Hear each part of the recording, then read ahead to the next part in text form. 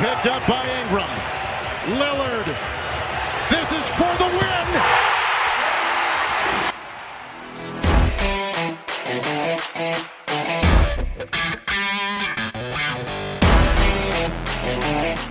Fala galera, está começando mais um podcast do For The Win. Hoje nós temos a presença de Pedro Henrique Kist. Fala galera, tudo beleza? Gera Lobo. Fala moçada. E com ele que estava sumido, mas agora está de volta, Hugo Alves. Fala galera, belezinha? Hoje nós vamos falar sobre os playoffs da Conferência Leste. Os classificados são Milwaukee Bucks, o primeiro colocado, contra o Detroit Pistons, do oitavo. O Boston Celtics, que avançou em quarto lugar, vai enfrentar o Indiana Pacers, o quinto colocado. O Philadelphia 76ers, que avançou em terceiro, que enfrentará o Brooklyn Nets, o sexto colocado. E o Toronto Raptors, o segundo colocado, contra o Orlando Magic, o sétimo colocado. Vamos começar falando pelo confronto entre Milwaukee Bucks, o time de melhor campanha da liga, contra o Detroit Pistons. E aí, pessoal, qual a previsão de vocês para o duelo? Olha, eu acho que vai ser um duelo bem fácil para o Milwaukee Bucks, que é o melhor time da liga, né? É o time que liderou a liga no geral, tem um elenco muito bom, um time titular completo, bons reservas, o melhor técnico do ano para mim, o Mike Budenholzer. Então eu acho que vai ser um duelo bem fácil para o Milwaukee Bucks. Eu aposto que o Detroit Pistons talvez até consiga ganhar um outro jogo por causa do Blake Griffin, que fez uma temporada sensacional, tem adaptado seu jogo ainda mais para a NBA moderna, tem de 3, mas eu acho que não vai ter muita dificuldade pro time dos Bucks, não. Cara, eu acho que o grande fator aqui pro Detroit Pistons, eu acho que o Bucks vai passar até com certa tranquilidade. É o melhor, acho que é um dos times mais equilibrados da liga, no caso. Uma equipe que quando tá no net quente é possível ganhar. É incrível isso. Mas, assim, o Pistons precisa muito do Blake Griffin. Mas muito, muito. O time é praticamente ele. Porque se você for pegar o Andre Drummond não é um cara excepcional, é um reboteiro fantástico, mas ofensivamente é muito limitado, o time também não tem essas peças tão importantes. Acho que o Bucks vai ser importante também para brigar com o Bucks, mas eu não vejo o Pistons dando tanto trabalho assim pro Bucks, não. Acho que o Bucks tem até certa tranquilidade, que acho que vai passar e vai dar uma varridazinha. Cara, eu vou concordar com o Kist e com o Gera. Na minha opinião, é o confronto mais fácil dos playoffs, assim, em termos de previsão, né? Falar que os Bucks vão passar. E como o Gera citou, o Pistons depende muito do Blake Griffin e o Andre Drummond, ali dentro do garrafão, tudo bem, é um cara alto, mas o Giannis já se mostrou não se intimidar por jogadores fortes no garrafão. Ele consegue passar por cima com tranquilidade. Então, na minha opinião, vai rolar um 4-0 aí, e é o meu palpite. Eu também acho que o Bucks não vai ter dificuldade não. Eu concordo com o Hugo, que ele disse que é a série mais fácil, mais tranquila, né? Se pegar a Conferência Oeste e a Leste, eu acho que o Bucks é o que vai ter menos dificuldade, porque o Detroit depende muito do Griffin, tem o Drummond também, mas é muito dependente do Griffin, e o Griffin vai ter pela frente o Giannis Antetokounmpo, né?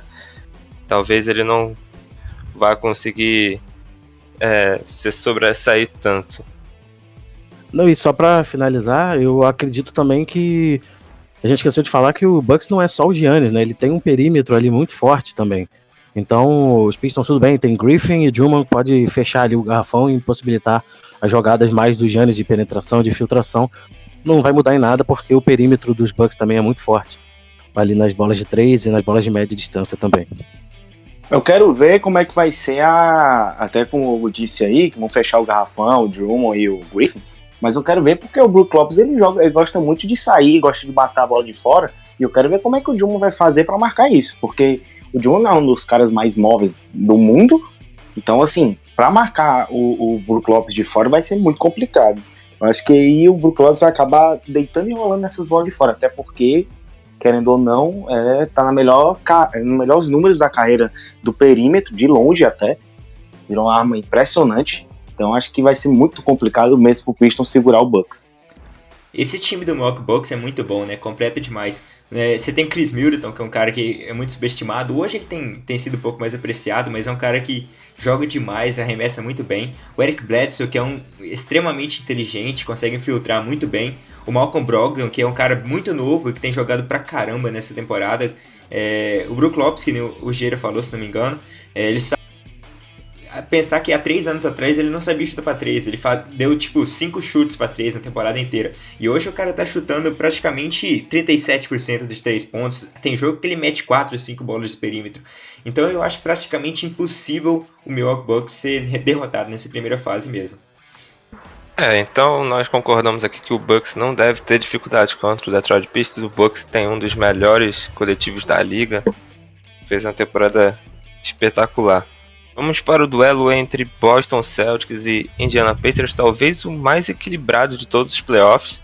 O Celtics, que começou a temporada como um grande favorito a dominar o leste depois da saída de LeBron James, favorito para conquistar o título, mas não atingiu todas as expectativas, oscilou muito durante a temporada. E o Indiana, que perdeu o Oladipo, mas continuou um time muito organizado, muito competitivo.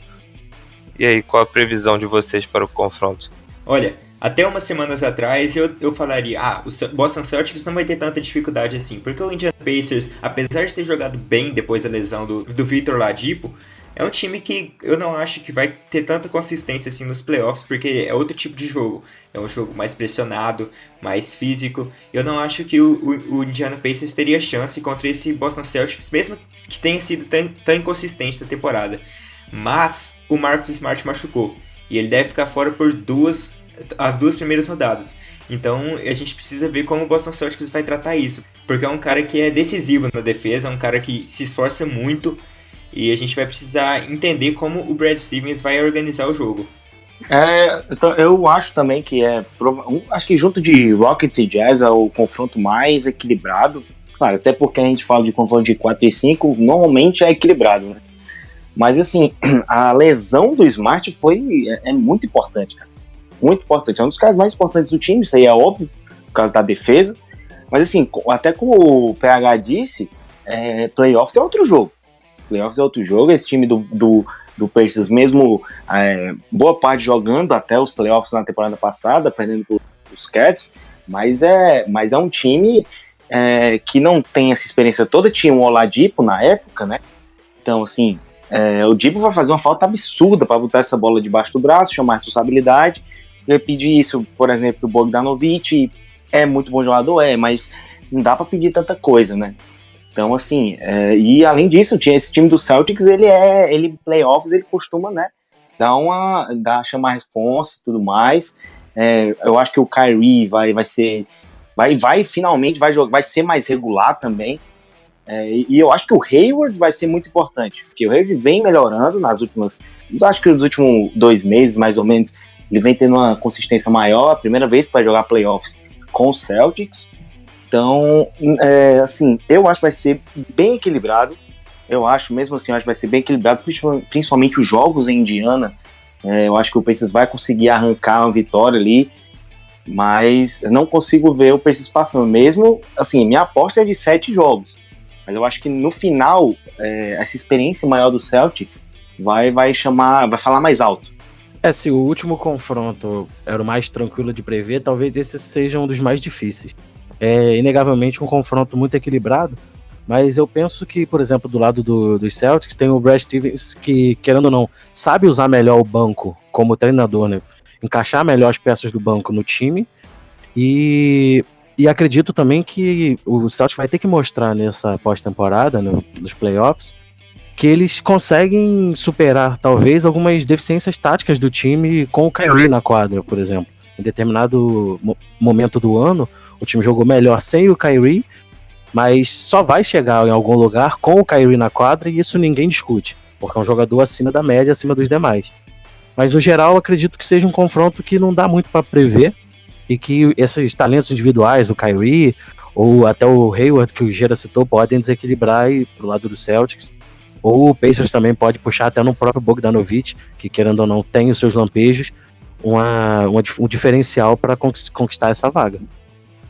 Assim, mas eu acho que a gente não pode resumir o Indiana Pacers só no Bogdanovic, porque apesar de ele tá fazendo uma temporada sensacional, tá metendo com 43% de 3 pontos, o time é mais do que ele, né? Você tem o Sabonis, que tá fazendo uma temporada incrível saindo do banco, foi um dos concorrentes a sexto homem, tem o Miles Turner, um bloqueador de chutes excelente, tava concorrendo ao Defensive Player of the Year. E tem o Thaddeus Young, que faz o básico, mas é um bom jogador. O Darren Collison, que sabe armar o jogo muito bem. Então é um time que é bem montado. Eu acho que uma grande chance de levar essa série a 7 jogos. E a gente precisa ver o que vai virar. Só pra completar, eu acho que essa série vai ser feia, entre aspas. Eu acho que são duas equipes que marcam muito, principalmente. Então, assim, tudo bem, o Celtics não vive a mesma fase, não o mesmo time que marcava na temporada passada, no mesmo nível, mas é um time que tem jogadores ali que marcam muito bem. O Horford é espetacular marcando, o Jaylen Brown marca muito bem também. Então, assim, eu acho que vai ser muito interessante esse lado da defesa. Eu acho que a defesa que vai decidir tudo. Miles Turner do lado do Pacers, Miles Turner, que briga para ser Defensive Player of the Year. É um jogador, um protetor de área absurdo, um dos maiores da liga tranquilamente. Eu acho que ele e Gobert ali, mais ou menos, e o Embiid também, acho que são os 3 grandes pivôs marcando, defendendo, o Nurkic também. Mas eu acho que vai ser uma série feia, entre aspas, mas vai ser muito legal. Eu acho que vai ter muito contato, isso vai ser bem divertido de assistir. O Gera chamou atenção para uma coisa legal, que é a questão da defesa, né? Eu também acho que isso vai deixar a série um pouquinho mais truncada, não diria que feia, mas eu acho que vai deixar a série mais equilibrada, com jogos mais pegados, sendo decididos com placares apertados. Eu aposto numa classificação do Celtics em 7 jogos, mas eu acho que de todos os jogos dos playoffs, essa é a série mais imprevisível. Mesmo do outro lado do Oeste, tendo Houston Rockets contra o Utah Jazz, o quarto contra o quinto colocado, o Rockets tem o James Harden, tem o Chris Paul, jogadores que podem se equilibrar nos playoffs. O Harden, provável MVP, enquanto o Boston Celtics, embora tenha o Kyrie Irving, vem de uma temporada muito irregular, oscilando bastante, não chegou perto de atingir as expectativas de ser o favorito, dono da Conferência Leste pós saída de LeBron James, né? E tem um Indiana bastante organizado, mesmo sem o Victor Oladipo, que joga muito bem organizadinho. Então isso vai ser bem interessante, né? Um Indiana bem organizado contra um Celtics que não atingiu o auge do coletivo durante a temporada. Vai ser uma série bem legal. E qual o palpite de vocês para o duelo, o placar da série? Olha, eu vou de 4-3 pro Boston Celtics. Eu também vou de 4-3 pro Celtics. Eu não vou contrariar o pessoal, não. Eu vou de 4-3 pro Celtics. Mas por causa desses talentos individuais que eu citei, que pra mim o Celtics tem mais e pode definir um jogo 7. Bom, já deixamos claro que a série entre Boston Celtics e Indiana Pacers será equilibradíssima. Agora vamos para o outro lado da chave, começando com o duelo entre Philadelphia 76ers, o terceiro colocado, contra o Brooklyn Nets, o sexto colocado. O Brooklyn, que fez uma campanha surpreendente na temporada regular, vem de um trabalho incrível há 3 anos e, enfim, terminou a dolorosa reconstrução, liderados por DeAngelo Russell. E do outro lado, o Philadelphia 76ers, Jimmy Butler, Joel Embiid, Ben Simmons, Tobias Harris. E aí, pessoal, o Sixers vai ter dificuldade contra o Brooklyn Nets ou vai passar fácil? Olha, eu olho para esse time do Philadelphia 76ers e penso, pra mim não é um time bom. Eu não, tipo assim, tem bons nomes individuais, mas não parece que joga bem no coletivo. Eu nunca achei esse time uma grande coisa. Quando trocaram pelo Tobias Harris, eu olhava esse elenco e pensava, deve ser um dos melhores times do leste, se não for o melhor time do leste. E não foi o que desenvolveu. Esse time não rendeu tão bem em quadra quanto eu pensava que renderia. E assim, a gente tem que lembrar que o Joel Embiid pode ficar fora do jogo 1 nesse sábado. E se ele não jogar, eu vejo o Brooklyn Nets com totais chances de conseguir passar pelo Philadelphia 76ers. Eu acho sim. Vai dar muito trabalho pros Sixers. Até porque o Sixers vai ter um Embiid até meio baleado, né? Sim, vai tá com problemas. Assim, até no momento que a gente tá gravando hoje aqui, ele tava com dúvida no primeiro jogo. Então, assim, pode ser que ele esteja indo pra série meio que, né? Sem estar 100%, meio que na força mesmo, assim, porque o time necessita muito dele. É o melhor jogador do time, o jogador mais importante, então, normal.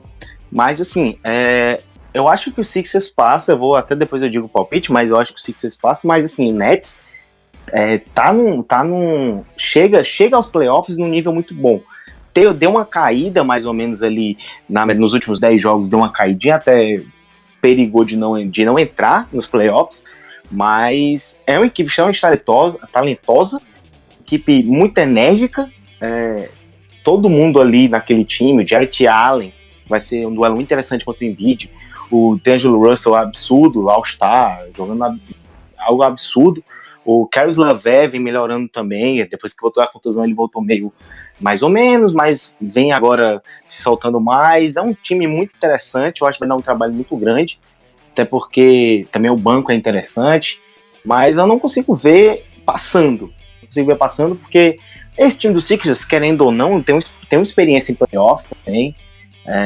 Simmons costuma crescer um pouco mais nesses jogos. Eu lembro da série contra o Miami Heat na temporada passada, ele jogou muito bem.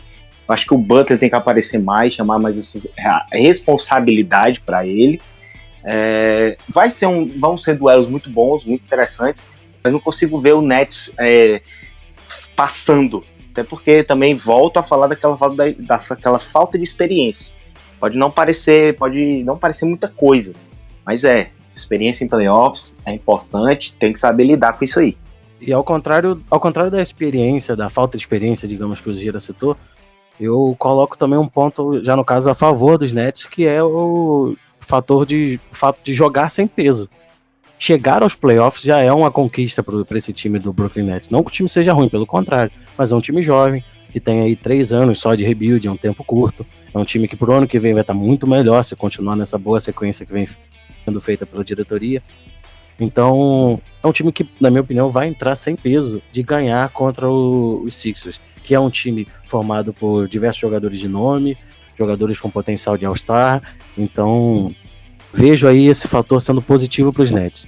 Mas no caso dos Sixers, falando um pouco mais especificamente deles, acredito que seja um time que não provou que consegue jogar o basquete que tem no elenco, né? Tem muito mais basquete no elenco, nos nomes individualmente falando, do que eles conseguem mostrar coletivamente. E é algo a ver nos playoffs. Às vezes o talento individual também surge nos playoffs, e às vezes eles conseguem, como um coletivo, se juntar e aí sim formar times que podem chegar, por que não, em finais de conferência, em finais de NBA. O Hugo tocou num ponto bacana, que é o que o Nets chega sem peso nos playoffs, né? A expectativa do Nets no início da temporada não era atingir os playoffs, mas aconteceu, rolou, o time encaixou, jogou muito bem. Mas a responsabilidade é toda do Philadelphia 76ers. Tem Joel Embiid, tem Ben Simmons, tem Jimmy Butler, Tobias Harris. O time coletivamente não atingiu aquela expectativa toda, porque você tem 4 ali candidatos de All-Star e não atingiu aquela expectativa toda, não chegou perto do Milwaukee Bucks. Mas ainda assim tem mais valores ali que podem decidir uma partida, um jogo apertado. O Embiid pode decidir um jogo, o Simmons talvez outro, o Jimmy Butler, o Tobias Harris, enfim. O Nets chega sem peso, eu não acho que vai ser varrido, mas o Sixers não deve ter dificuldade para passar de fase. Eu quero muito ver como é que o D'Angelo Russell vai jogar nos playoffs. Porque a gente tem aquela narrativa de ice in his veins, que é um jogador muito clutch, decisivo, e eu quero muito ver como ele vai reagir nos playoffs, porque é o primeiro playoff dele, se não me engano, e eu acho que vai ser muito divertido de ver ele jogar. Já foi muito divertido de ver na temporada regular, e num jogo que realmente importa, apesar de não ter toda essa pressão, porque o Nets nunca foi favorito a nada, mas num jogo que realmente importa, eu quero ver como ele vai reagir. E fica aqui o meu pedido ao Lakers para enviar uma carta de desculpas ao D'Angelo Russell e tentar induzir ele a voltar para Los Angeles agora na próxima free agent, porque é brincadeira terem dispensado ele. Bom, todo mundo acredita que o Philadelphia vai passar. Eu acredito que o Philadelphia vai passar em 5 jogos, 4-1. Qual o palpite de vocês? Caso o Joel Embiid não jogue nessa série, eu aposto em 4-3 pro Philadelphia 76ers. Caso o Joel Embiid jogue, eu aposto em 4-1. Eu vou ficar no meio termo do PH. Embiid jogando ou não jogando, eu aposto em 4-2 pro Sixers. Infelizmente sou obrigado a concordar com o Gera. Para mim, 4-2 pros Sixers, com um jogo carregado pelo D'Angelo Russell e no outro jogo pipocada dos Sixers entrega no final. Anota aí. Anotei. Bom, vamos para o último duelo. O vencedor de Philadelphia 76ers e Brooklyn Nets enfrentará o vencedor de Toronto Raptors, o segundo colocado da conferência, e Orlando Magic, o sétimo colocado. Magic, que também, assim como o Nets, fez uma campanha surpreendente, retorna aos playoffs após muitos anos. E o Toronto Raptors, já estabilizado na Conferência Leste entre os líderes nos últimos anos, agora com Kawhi Leonard, chega com mais bagagem para os playoffs. E aí, pessoal, Toronto vai ter dificuldade ou vai sofrer como nos últimos anos com Kyle Lowry amarelando? Olha, eu acho que, assim, muita dessa característica que a gente chama de Toronto Raptors ser pipoqueiro passava um pouco pelo DeMar DeRozan, viu?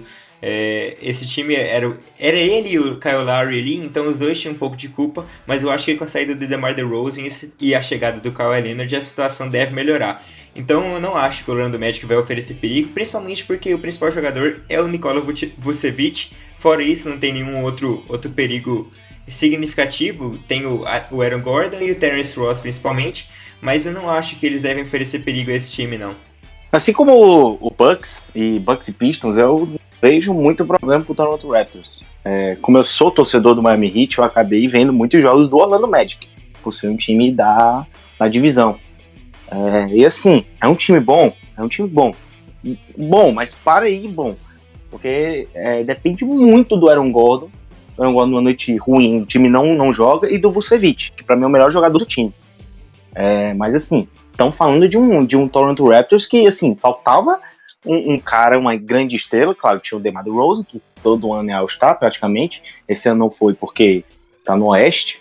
Mas assim, era um cara bom, mas Kawhi Leonard é outro nível. Então assim, o time melhorou muito com o Kawhi. Eu tô sentindo um time mais, como eu posso dizer, coletivamente melhor. Kyle Lowry distribuindo bem melhor o jogo. E eu só queria até discordar do PH, que assim, eu não acho que o grande problema tenha sido o DeRozan. O DeRozan jogou abaixo do que poderia, claro, isso aí é óbvio, mas a falta de rendimento do Kyle Lowry em playoffs é um absurdo. O cara parece que chegou em jogos de playoffs, o cara parou, meteu um Space Jam, perdeu todo o talento dele. Mas assim, é um time que só não foi primeiro porque o Milwaukee Bucks decidiu esse ano chutar traseiros, mas eu não vejo muito problema pro Toronto Raptors. E até o Toronto Raptors vai perder por próximas 2 semanas o Anunoby, né? Que era um cara muito importante para vir do banco. Mas assim, não vejo que é um desfalque gigante nessa série, porque o Anunoby é conhecido por quê? Por ser um excelente defensor, né? Então, assim, não vejo muito problema. Mas eu acho que o Magic não vai ter força pra... Se ganhar um jogo, eu já vou achar surpreendente. Depois eu vou dizer o palpite, mas acho que já ficou claro, né? Mais uma vez, eu não tenho como divergir muito da opinião deles, não. Acredito que tudo bem, muito maneiro o Magic estar de volta aos playoffs, mas não tem como ir muito longe. É um time muito dependente ali de bons jogos do Vucevic, e isso é inegável. E a questão dos Raptors, eu também vou discordar do Kish. Eu acho que é inegável que o Kyle Lowry sumia nos jogos e que fazia partidas pífias, não só com pontuação, né, porque a contribuição dele nem sempre é com boas pontuações, mas também com a criação das jogadas, e que o DeRozan, dos dois, é quem tem menos culpa nessa questão toda.